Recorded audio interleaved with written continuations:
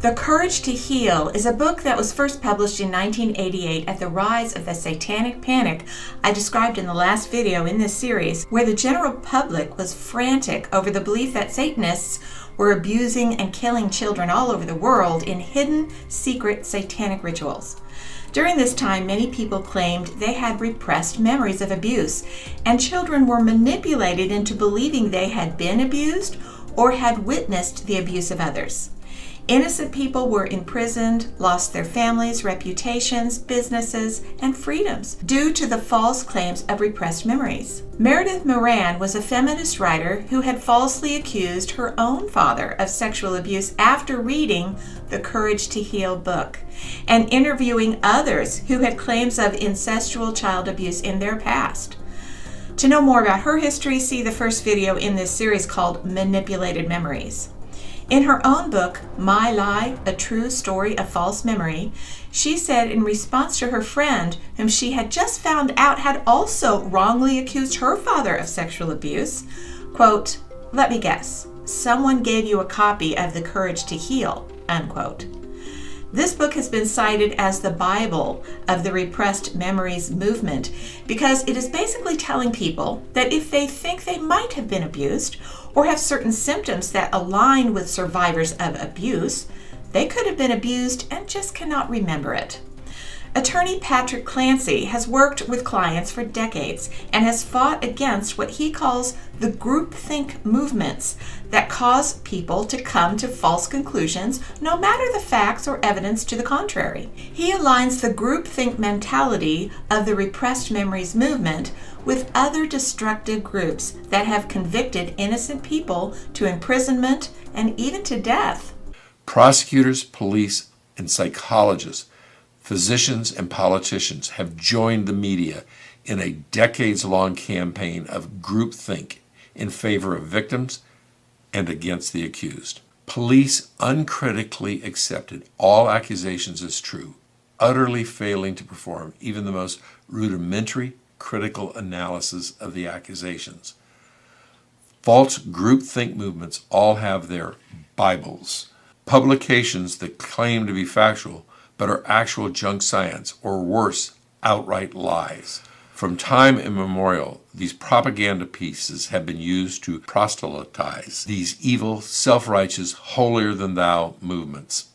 These publications include Massachusetts minister Cotton Mather's On Witchcraft, Hitler's Mein Kampf, the Recovered Memory Movement's The Courage to Heal by Ellen Bass and Laura Davis, The Totally Discredited Rape Trauma Syndrome by Ann Burgess and Lynn Holstrom, and the equally disgraced Child Sexual Abuse Syndrome by Dr. David Corwin. And worst of all, the Child Sexual Abuse Accommodation Syndrome by Dr. Roland Summit. Plaintiffs in the failed repressed memories lawsuit against Iblp and Gothard have used the ideas and concepts in the Courage to Heal book as a guide to help them through what they believed was recovery from the abuse they allegedly suffered but had previously not remembered. One of the plaintiffs even mentioned how she was going through the Courage to Heal workbook with her daughter. The general world of repressed memory supporters gives a long list of symptoms of childhood sexual abuse for everyone to consider. Prosecutors have obtained untold false convictions by hiring junk science experts to testify that any and all behaviors are consistent with having been molested. The list of supposed symptoms of repressed memories of sexual abuse is so long I can't repeat all of it here, but I will give just a few examples. Obesity, constantly having small injuries, constant low-grade illnesses like cold and flu, unexplained medical symptoms, feeling totally disconnected from your body, high pain tolerance, promiscuity, sexual fantasies, codependency, trust issues, fear of intimacy, anger issues, restlessness. I could go on. In the original book, it even claims that arthritis and migraines were caused by abuse. As you can see, just about anyone could claim to have these symptoms to one degree or another. And again, this is not the entire list. So from the start, the repressed memories advocates give the idea that almost any troublesome symptoms one might have in their life could derive from childhood abuse that was repressed in their memory. In the Courage to Heal workbook, there's a chapter called Believing It Happened. Here's an excerpt from the first paragraph. Quote, "You may still, at a deep emotional level, have trouble believing it happened. Believing doesn't usually happen all of a sudden. It's a gradual awakening." Unquote. And further, one day you may be certain that you were abused, and the next you may find yourself doubting whether it really happened. If you have doubts, it doesn't mean that you weren't abused. It just means you're not yet ready to live with the consistent knowledge that you were abused. Further, it says, "You may have experienced torture and atrocities that are difficult to believe. That doesn't mean they didn't happen.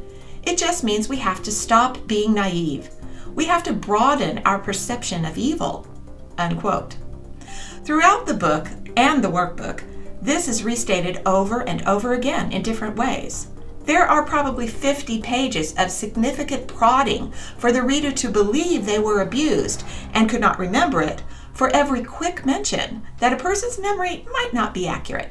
Although I would not agree with him in many cases, in a review by Robert Schaefer, a well-known skeptic, he wrote, when referring to this book, "How did the Courage to Heal, this abomination of the intellect, come to have such enormous influence?" Unquote.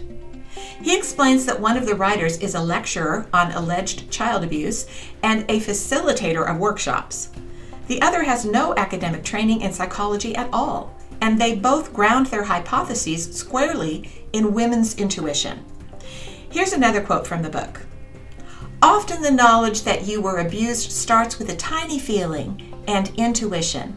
It's important to trust that inner voice and work from there. Assume your feelings are valid." And another quote, "If you are unable to remember any specific instances like the ones mentioned above, but still have a feeling that something abusive happened to you, it probably did." And another, "Demands for proof are unreasonable." This capacity to forget explains why many adult survivors are unaware of the fact that they were abused or remember only parts of their experience.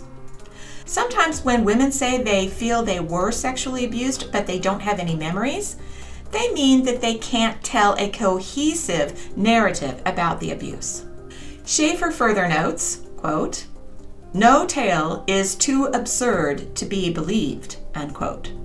From the book, both her parents were community leaders, active in church affairs. Secretly, they were involved with a group that performed ritualized abuse according to a satanic calendar that included sexual abuse, torture, murder, pornography, and systematic brainwashing through drugs and electric shock. Unquote.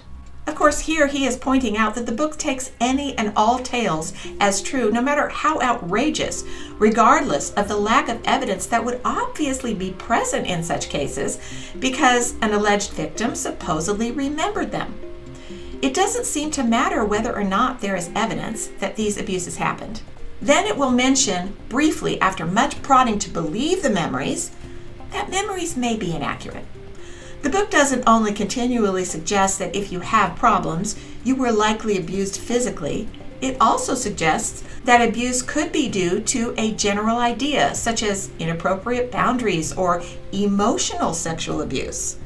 From the book, quote, "One 38-year-old survivor described her relationship with her father as emotionally incestuous. She has never had specific memories of any physical contact between them, and for a long time was haunted by the fact that she couldn't come up with clear, concrete memories." Unquote. Another quote, "Sometimes women don't have memories because no physical incidents of abuse took place. Instead, you may have been subjected to an environment of inappropriate boundaries, lewd looks, or behavior that was inappropriately romantic." Unquote. Then the book describes a father who gave his daughter flowers, called her darling, and bought her a ring with a diamond chip. Because his wife had died, the book suggested that this treatment was sexual abuse by her father, even though he never physically touched her. From the book, some abuse is not even physical. Your father may have stood in the bathroom doorway making suggestive remarks or simply leering when you entered to use the toilet. Your mother was aware of your physical presence every moment of the day, no matter how quiet and unobtrusive you were. Your neighbor watched your changing body with an intrusive interest. Your father took you out on romantic dates and wrote you love letters." Unquote. As you can see, this book sets up the idea that any glance, look, kind action, or even common presence of a person around could actually be sexual abuse. And you would be right and justified to consider it to be, especially if it made you feel in any way uncomfortable, and even if it didn't at the time. You need to grasp this reality, or you are in denial of the abuse you suffered. This kind of rhetoric correlates so closely with many of the claims the plaintiffs in the failed repressed memories lawsuit and those who support them have made online regarding Bill Gothard and, in many cases, their own fathers. As I stated in the memories manipulation video, which was the first in the series, being in a group of others who support these repressed memories and the idea of alleged sexual abuse coming from all angles is a part of how to solidify the victimhood mentality in the mind.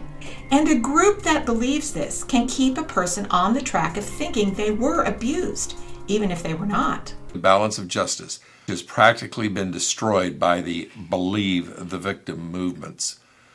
Those began in the 1960s with the women's movement, continued with the so-called child protection movement, and include modern-day phenomena such as the Me Too movement. All are based upon groupthink and have led to the overwhelming prejudice now faced by all criminal defendants. Groupthink is a phenomena where a group of people comes to a conclusion without considering alternative ideas or viewpoints due to pressure to conform or maintain unanimity within the group. It is human nature to accept facts and evidence consistent with one's belief and reject facts and evidence which is inconsistent with those beliefs. This is known as confirmation bias.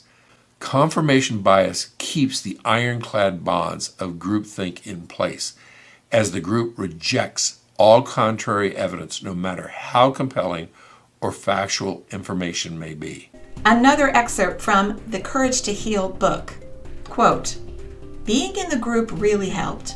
I was able to see other people who had gone through sexual abuse, and my symptoms were similar. I have all the classic symptoms of sexual abuse: feeling suicidal, running away, a high pain tolerance, spacing out, not being able to succeed at anything, denial, always being isolated." Unquote. So in other words, if you have those kinds of symptoms, even if you don't remember any abuse, you could be a victim of sexual abuse, either physical sexual abuse or emotional sexual abuse. The therapy or friends group keep the alleged victim in the thought process of believing they were abused, no matter what evidence is presented to them that shows it is not true. I'm not going to encourage anyone to get this book to see for themselves. It is a huge book, and it also has a workbook, which is just as big. The audiobook alone is close to 25 hours of listening torture that I would not suggest anyone actually spend on it. But if you look at the interviews and read the materials and court documents in the case against Iblp and Bill Gothard, you can see the distinct pattern of how this book and the ideas in it have heavily influenced the plaintiffs. I ask those who are seeking out the truth to consider that stories of abuse require serious consideration, but also serious scrutiny. True stories of abuse will have evidence that will come out and prove it when the claims are thoroughly investigated. I also want to mention that I feel very sad for those women who have been caught up in this cycle of false memory. They are hurting because they are believing a lie. Believing lies always hurts. And this book pushes women further into painful false memories so it can heal the pain it causes. encourages them to claim victimhood regardless of whether they can remember any abuse or not. It encourages them to disregard and reject the doubts that may be valid ones, and is very harmful to women and their families and others who stand falsely accused. Next time, with all the evidence that shows that repressed memories are not true and that these women have been deceived by a perfect storm through this web of circumstances, why wouldn't they be willing to look into the possibility that they are victims of this repressed memories movement and face it? The perceived virtues of victimhood will be discussed next time. Please remember to subscribe and hit that like button and share this video. Thanks for watching, and I hope to see you here next time.